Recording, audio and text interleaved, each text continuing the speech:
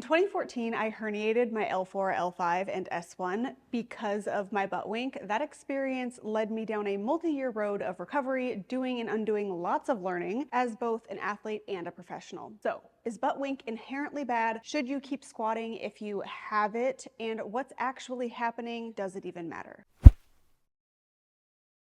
I'm Andi Miller, Certified Strength and Conditioning Specialist, and I help you learn as you train and enjoy your lifts again without you having to figure this out for yourself. Butt wink can be alarming, and I think it causes fear of injury or actual injury for a lot of people. Let me know in the comments if you've had it, if you think that you have it, if you might be experiencing it, or if you've had an injury tied to butt wink. Today, I hope to make some sense of what's going on from a mechanic standpoint, what might be causing it, and what definitely is not causing it. What is butt wink? Butt wink most commonly manifests in the back squat or other bilateral squatting patterns.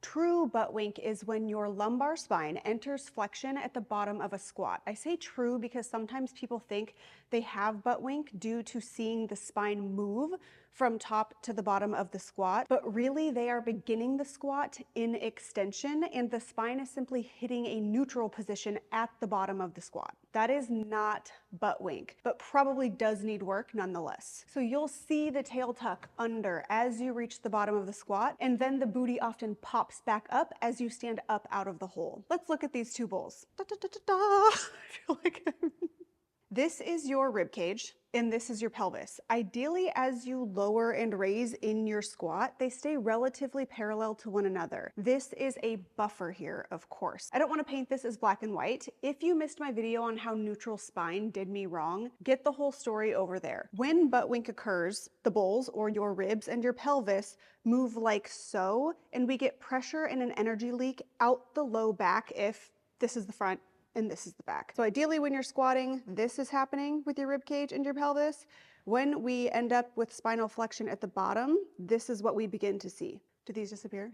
This was for me where butt wink became problematic. Let me be clear, the spine should move and be mobile and can move under load, but there are most efficient paths for movement and force development, and that does not include the butt wink. So you determine through video analysis that you or maybe a client demonstrates a butt wink when squatting. What's causing this to happen? It is not your tight hip flexors or hamstrings. I honestly don't know where these popularized claims came from, and maybe they aren't as popular anymore. I certainly hope not, but they were when I experienced my injury, and they're bogus. Anatomically, it literally just doesn't make sense. As you lower down in the squat, hamstring length changes very little as it's shortening at the knee and maybe lengthening at the origin near the glutes, but they're not stretching or pulling your pelvis toward the knee, which is perhaps where the thought process comes from, but no, that's incorrect. Your hip flexors are literally getting shorter, so these are likely not the culprit as well. That's what's not causing the butt wink and may have been believed to be causing the butt wink in the past. What might be leading to this excess movement and lack of stability through the pelvis is, number one,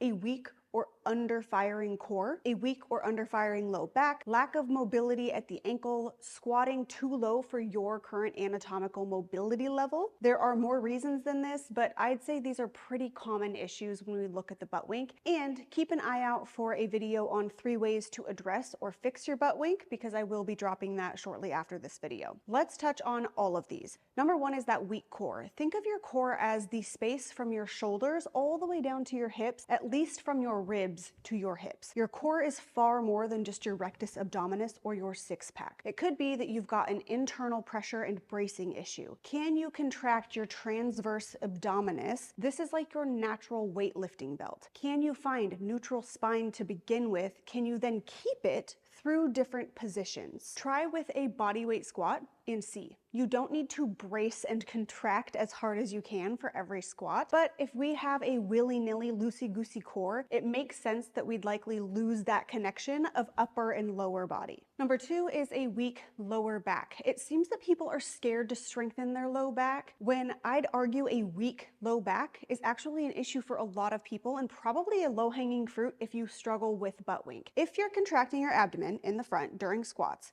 but lack strength in your back to match that contraction in the front, you may experience pelvic instability, in this case, a butt wink. Your spinal erectors that run along your spine and your deep core muscles like the quadratus lumborum play an important role in pulling that posterior pelvis toward your rib cage in the back. The tension keeps the pelvis neutral through the squat. Your core and your low back both need to be strong, yes, but also they need to be trained to function within the actual movement of a squat. That's why I stress the importance of being able to find neutral spine in a standing position, but then maintain that as you lower down into a squat and then stand back up. Perhaps your core and your low back are plenty strong, but there is an issue with the actual movement pattern of the squat. That may be stemming from a lack of ankle mobility. If you lack adequate ankle mobility, your body will find somewhere else. For many people, it's in the low back when it comes to squatting. This can be addressed by either improving ankle mobility and practicing that new range of motion within your squat,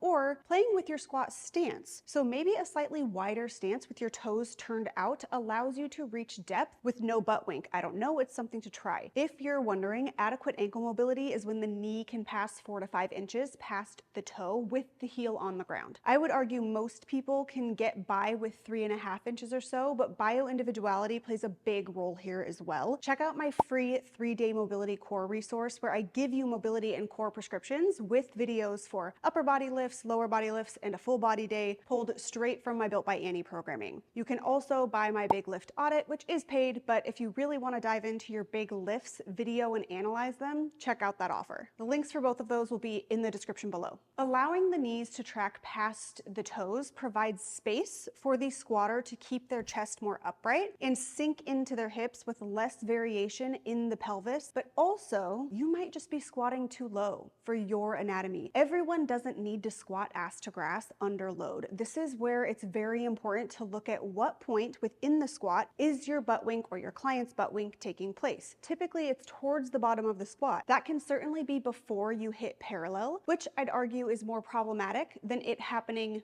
below the point of parallel. Almost everyone will experience some level of spinal flexion in the end range of their squat. Video your squat form from the side, and that is the best way to find out. If you see that the butt wink is happening below parallel, a quick fix to this is to limit the depth of the squat just before the butt wink. Then you would want to work on whatever factors are causing the butt wink in order to increase that depth with more pelvic stability as you progress, which is what the other video I mentioned earlier is going to go over, so be sure to subscribe so you can check that out when it drops. And finally, does the butt wink matter? Experience a butt wink does not inherently mean that you will get injured, but it's likely something you can improve from a movement standpoint. I would say that it matters, but it's not something to fear-monger over. Lower the load or switch up the movement pattern for the time being so that you can work on whatever you need to and know that you are not broken. That's it. Your pelvis is doing too much, and likely your core, lower back, and maybe your ankles aren't doing enough. If you like this video, please give it a thumbs up and be sure to subscribe so that you don't miss any more educated gains. I will catch you guys in the next video.